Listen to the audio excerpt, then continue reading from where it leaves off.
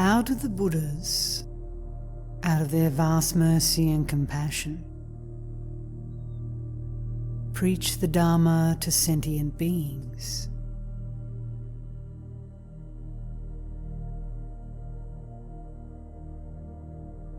We speak of their mercy and compassion as vast, just because it is beyond causality, and therefore infinite.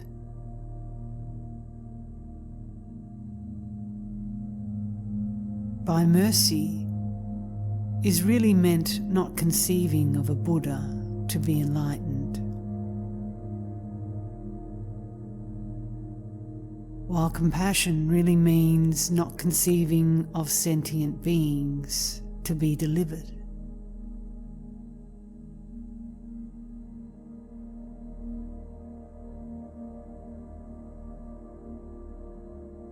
In reality, their Dharma is neither preached in words nor otherwise signified,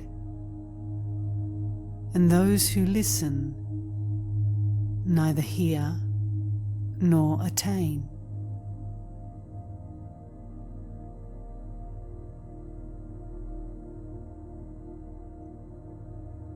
It is as though an imaginary teacher had preached to imaginary people.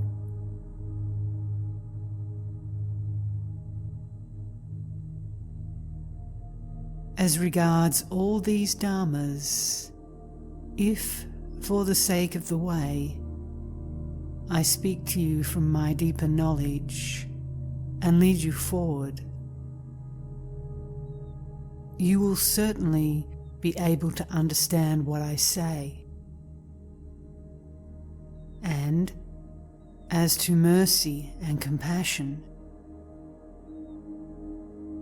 if for your sakes I take to thinking things out and studying other people's concepts, in neither case will you have reached a true perception of the real nature of your own mind from within yourselves. So in the end, these things will be of no help at all.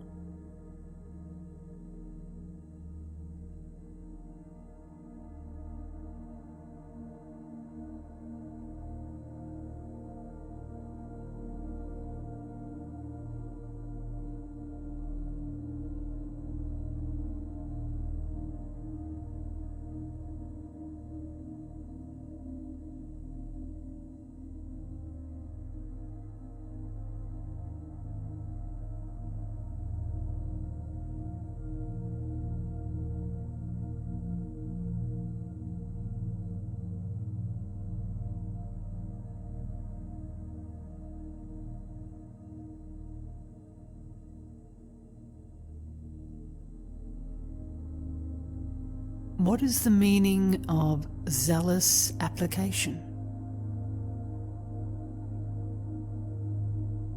The most completely successful form of zealous application is the absence from your minds of all such distinctions as my body, my mind.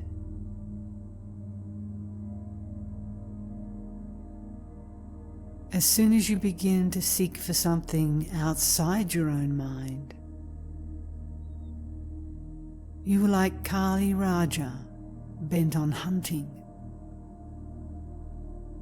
But when you prevent your minds from going on travels outside themselves, you are already a Kanti Rishi. No bodies and no minds. That is the way of the Buddhas.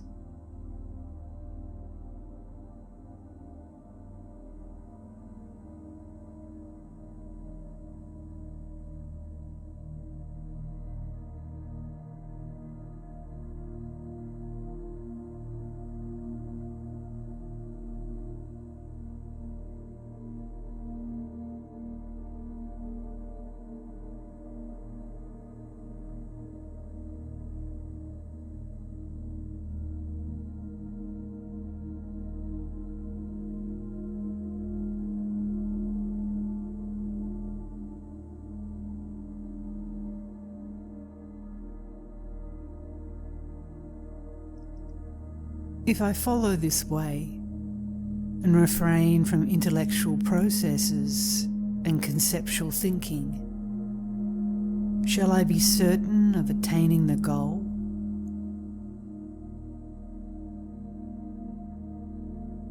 Such non-intellection is following the way.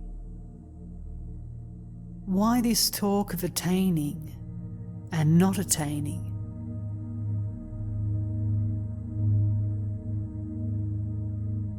The matter is thus. By thinking of something, you create an entity, and by thinking of nothing, you create another. Let such erroneous thinking perish utterly, and then nothing will remain for you to go seeking.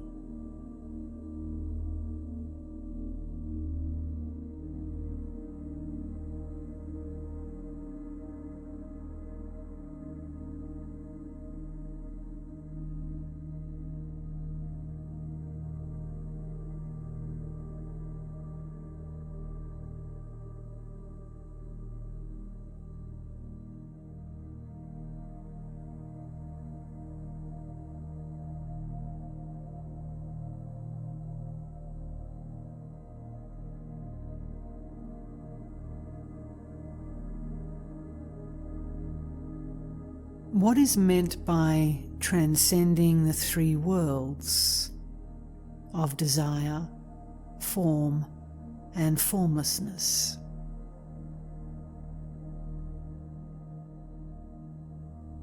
Transcending the three worlds connotes rising beyond the dualism of good and evil. Buddhas appear in the world in order to make an end of desire, of form and of formless phenomena. For you also, the three worlds will vanish if you can reach the state beyond thought.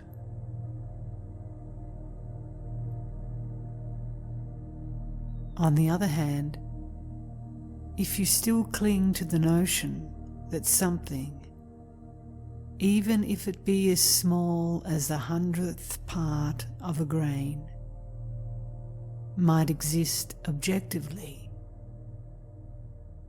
then even a perfect mastery of the entire Mahayana canon will fail to give you victory over the three worlds.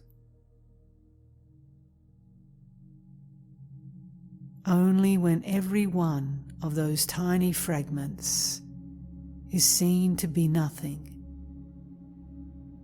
can the Mahayana achieve this victory for you.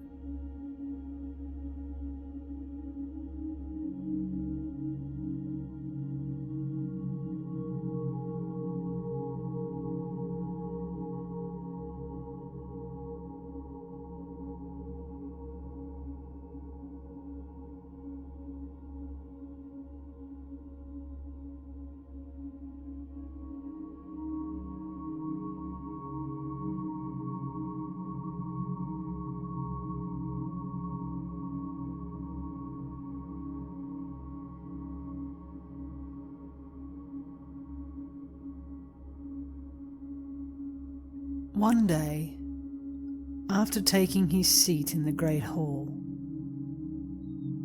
the master began as follows.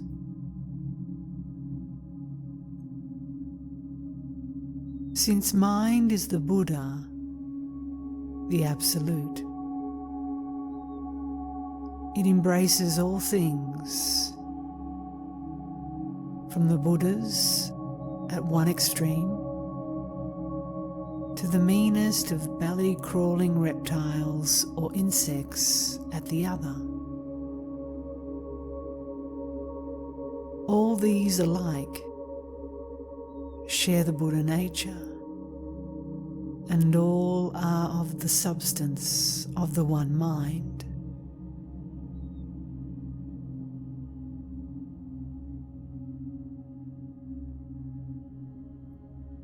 So after his arrival from the West, Bodhidharma transmitted naught but the Dharma of the one mind. He pointed directly to the truth that all sentient beings have always been of one substance with the Buddha. He did not follow any of those mistaken methods of attainment. And if you could only achieve this comprehension of your own mind, thereby discovering your real nature, there would assuredly be nothing for you to seek either.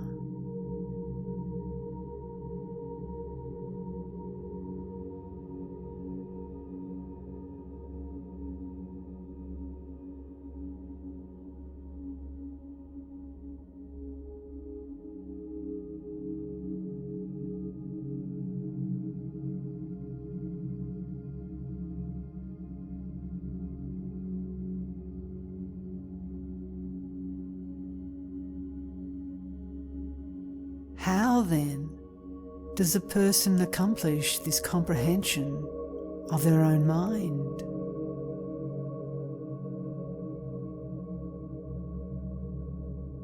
That which asks the question is your own mind. But if you were to remain quiescent and to refrain from the smallest mental activity, its substance would be seen as a void. You would find it formless, occupying no point in space, and falling neither into the categories of existence nor into that of non-existence.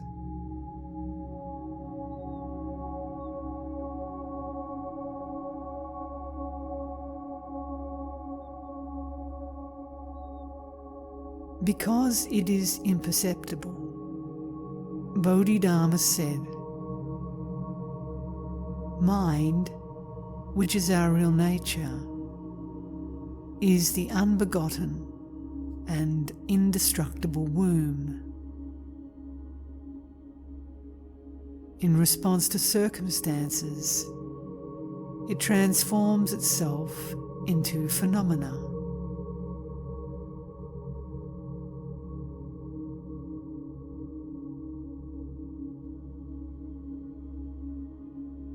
For the sake of convenience, we speak of mind as the intelligence. But when it does not respond to circumstances, it cannot be spoken of in such dualistic terms as existence or non-existence.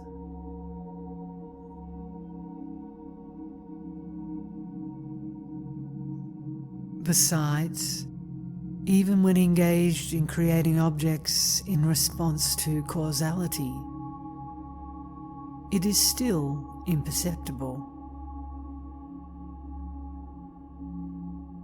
If you know this and rest tranquilly in nothingness, then you are indeed following the way of the Buddhas. Therefore does the sutra say, develop a mind which rests on no thing whatever.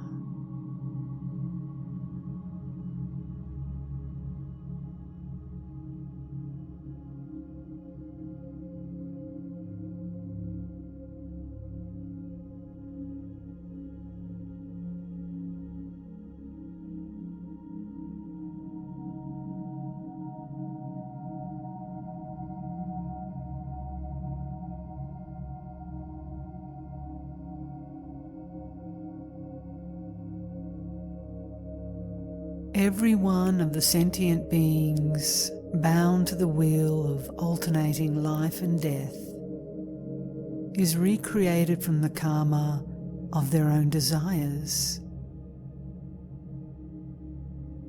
Endlessly their hearts remain bound to the 6 states of existence, thereby involving them in all sorts of sorrow and pain.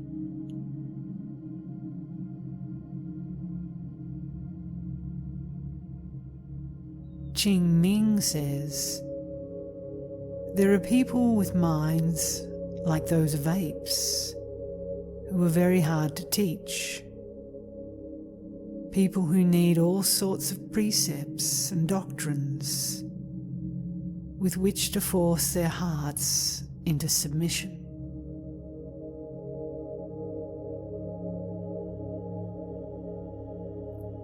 And so when thoughts arise, all sorts of dharmas follow, but they vanish with thought's cessation.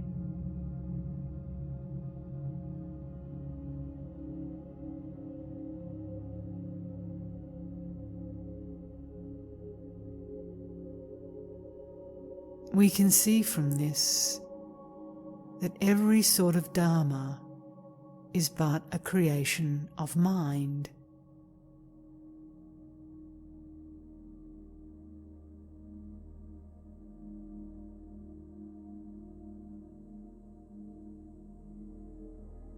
And all kinds of beings, humans, devas, sufferers in hell, asuras, and all comprised within the 6 forms of life. Each one of them is mind created.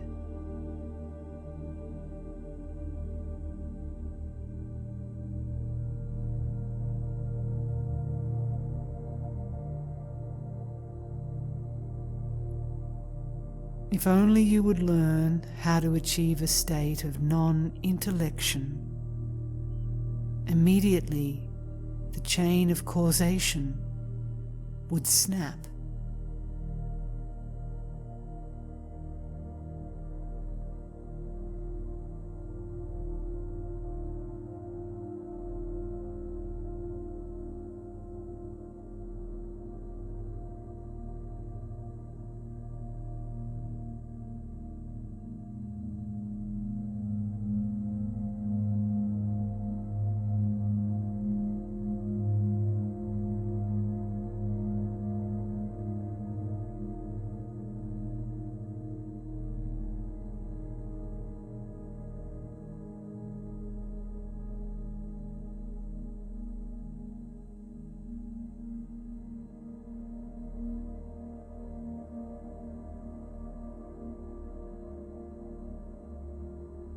Give up those erroneous thoughts leading to false distinctions.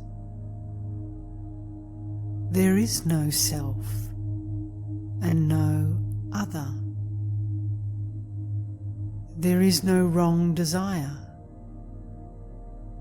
no anger, no hatred, no love, no victory, no failure. Only renounce the error of intellectual or conceptual thought processes, and your nature will exhibit its pristine purity. For this alone is the way to attain enlightenment. To observe the Dharma, to become a Buddha, and all the rest.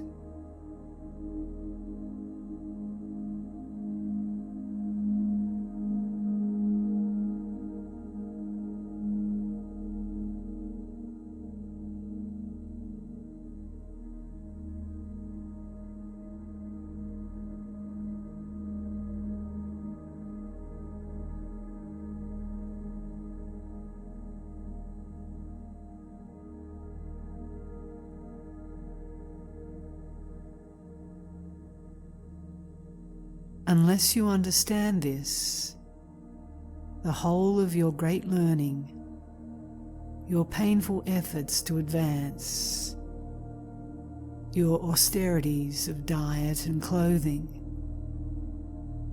will not help you to a knowledge of your own mind. All such practices must be termed fallacious, for any of them will lead to your rebirth among demons, enemies of the truth, or among the crude nature spirits.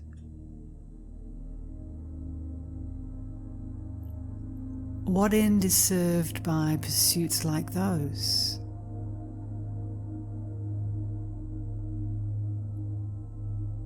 Qi Kung says,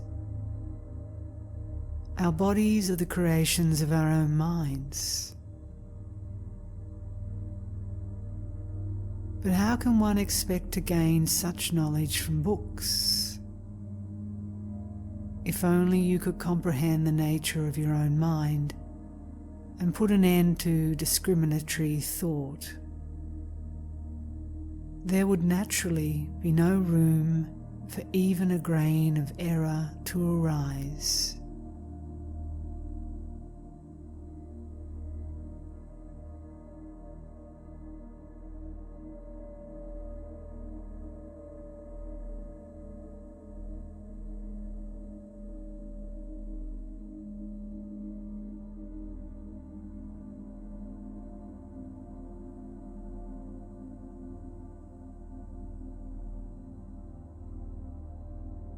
Qing Ming expressed this in a verse. Just spread out the mat for reclining quite flat. When thoughts tied to a bed, like a sick man growing worse, all karma will cease and all fancies disperse. That's what is meant by Bodhi.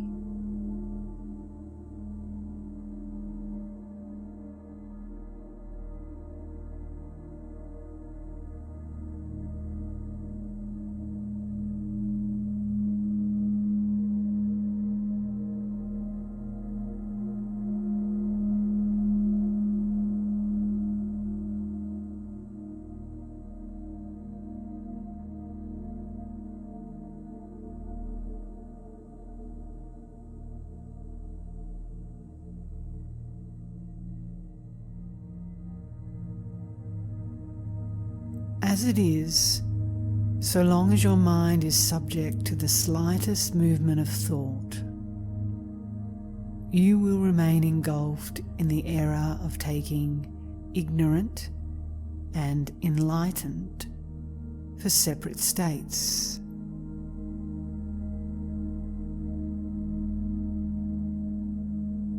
This error will persist regardless of your vast knowledge of the Mahayana or of your ability to pass through the 4 grades of sainthood and the 10 stages of progress leading to enlightenment.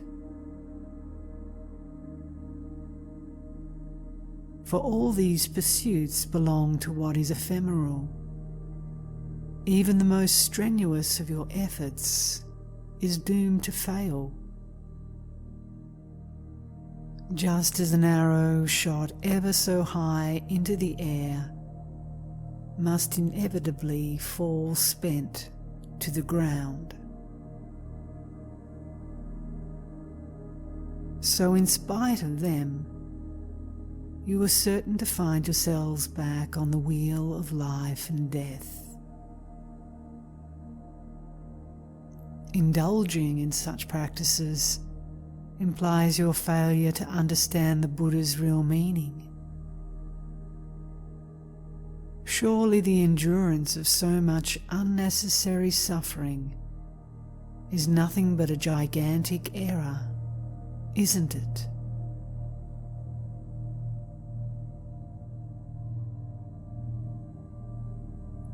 Qi Kung says elsewhere, if you do not meet with a teacher able to transcend the worlds, you will go on swallowing the medicine of the Mahayana Dharma quite in vain.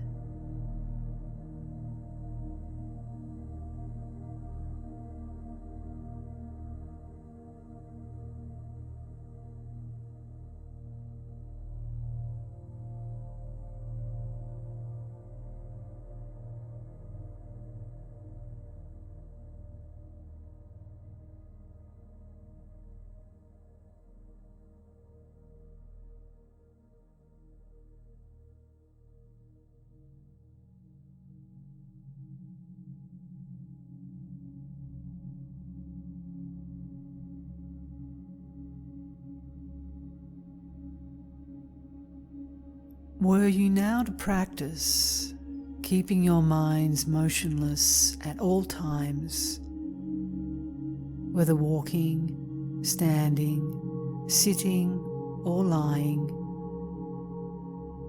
concentrating entirely upon the goal of no thought creation, no duality, no reliance on others, and no attachments, just allowing all things to take their course the whole day long, as though you were too ill to bother, unknown to the world, innocent of any urge to be known or unknown to others.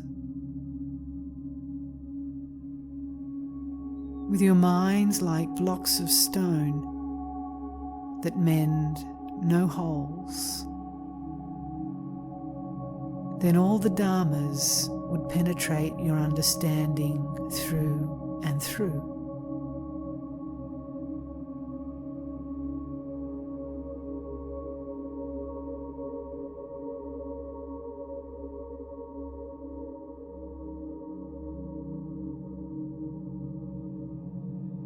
In a little while, you would find yourselves firmly unattached.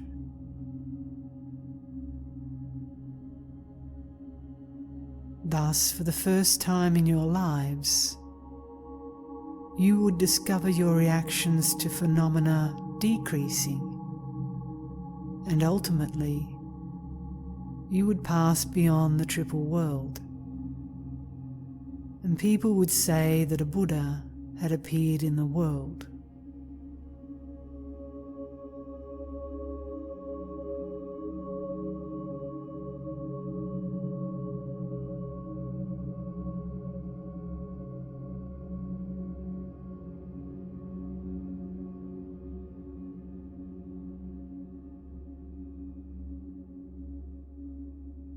Pure and passionless knowledge implies putting an end to the ceaseless flow of thoughts and images. For in that way, you stop creating the karma that leads to rebirth, whether as gods or humans, or as sufferers in hell.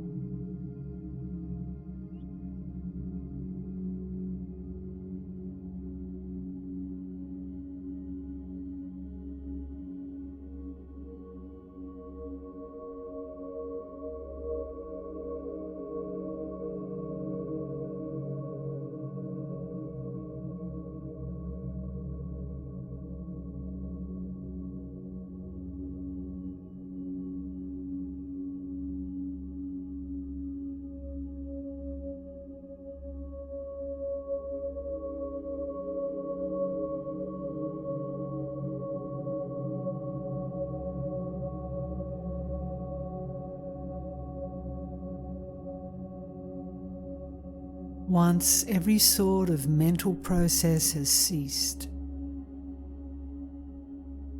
not a particle of karma is formed.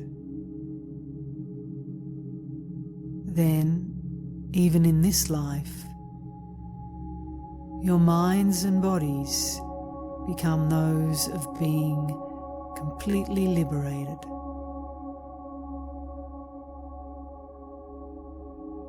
Supposing that this does not result in freeing you immediately from further rebirths, at the very least, you will be assured of rebirth in accordance with your own wishes.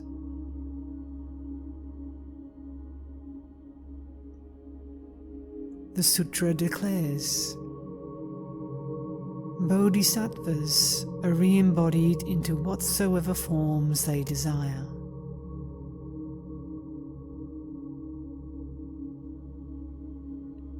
But were they suddenly to lose the power of keeping their minds free from conceptual thought, attachment to form would drag them back into the phenomenal world, and each of those forms would create for them a demon's karma.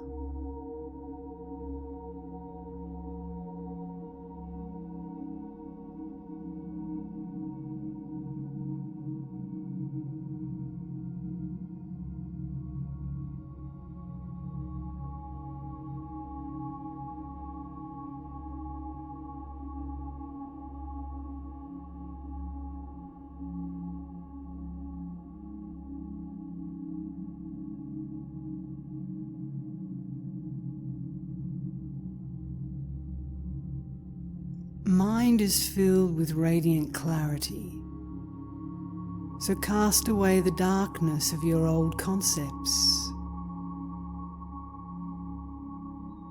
Rid yourselves of everything. The sentence in the Lotus Sutra concerning a whole 20 years spent in the shoveling away of manure symbolizes the necessity of driving from your minds whatever tends to the formation of concepts.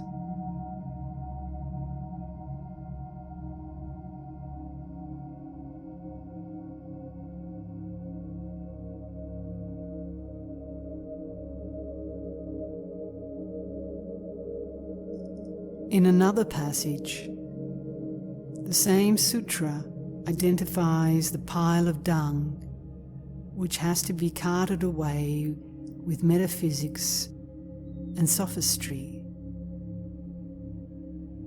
Thus, the womb of the Tathagatas is intrinsically a voidness and silence, containing no individualized dharmas of any sort or kind.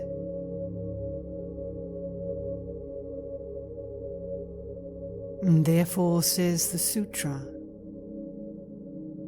the entire realms of all the Buddhas are equally void.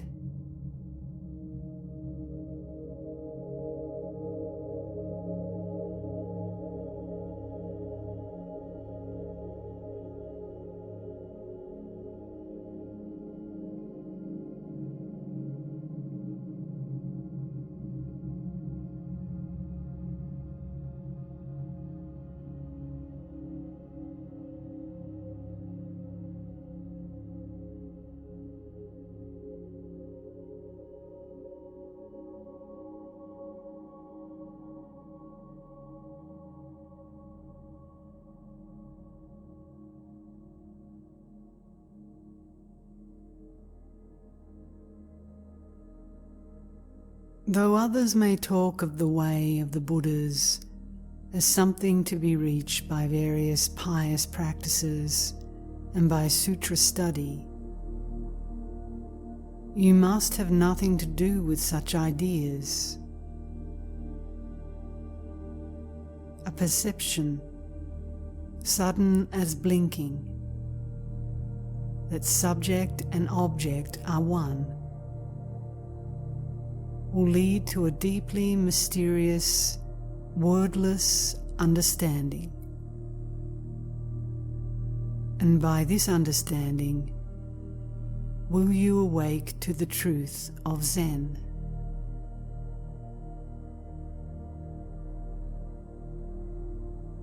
When you happen upon someone who has no understanding, you must claim to know nothing. They may be delighted by the discovery of some way to enlightenment. Yet, if you allow yourselves to be persuaded by them, you will experience no delight at all, but suffer both sorrow and disappointment.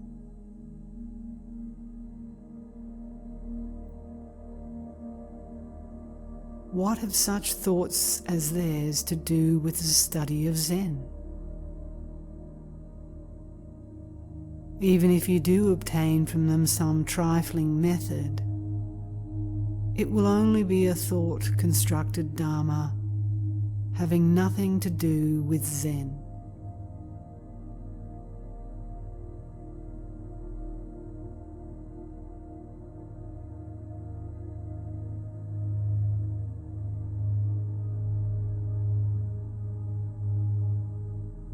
Thus, Bodhidharma sat wrapped in meditation before a wall. He did not seek to lead people into having opinions.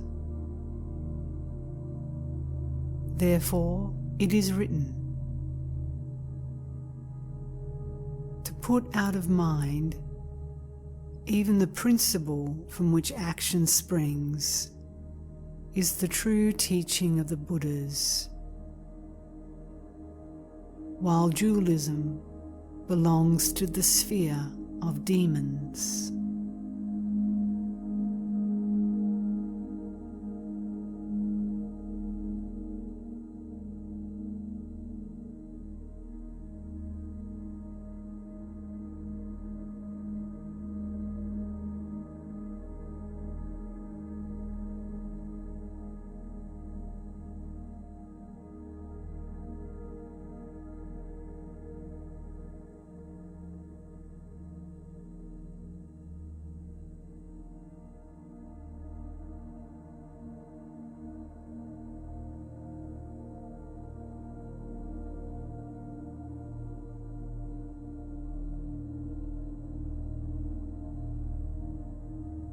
Your true nature is something never lost to you, even in moments of delusion,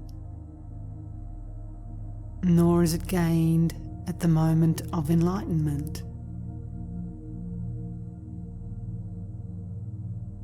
It is the nature of the Bhuta Tathata.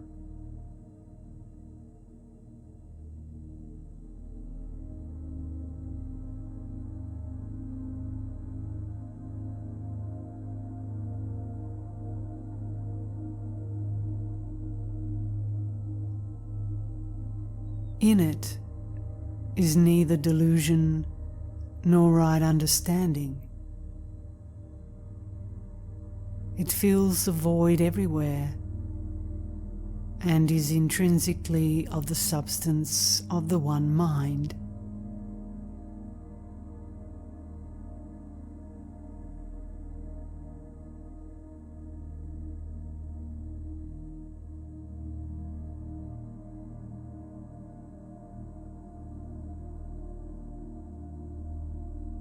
How then can your mind-created objects exist outside the void?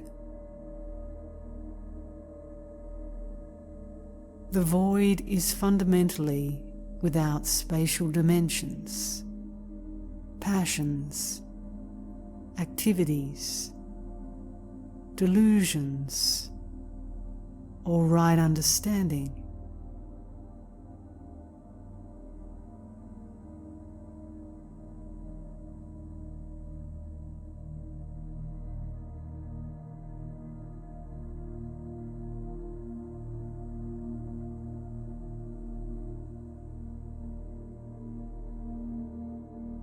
You must clearly understand that in it there are no things,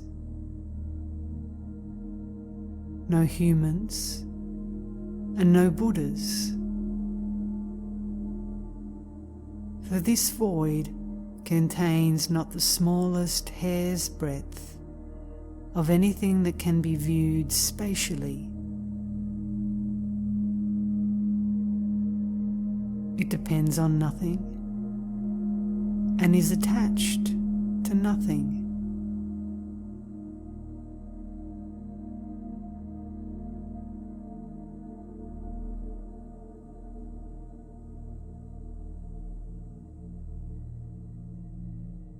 It is all-pervading, spotless beauty. It is the self-existent and uncreated Absolute.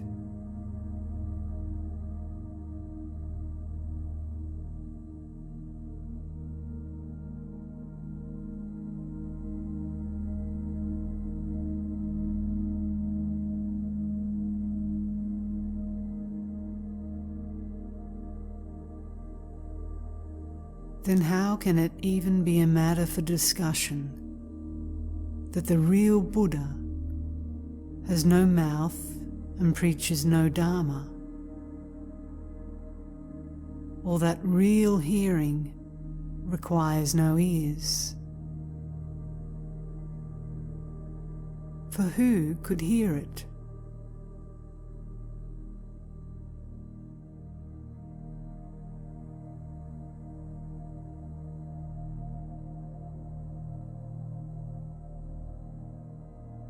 Ah, it is a jewel beyond all price.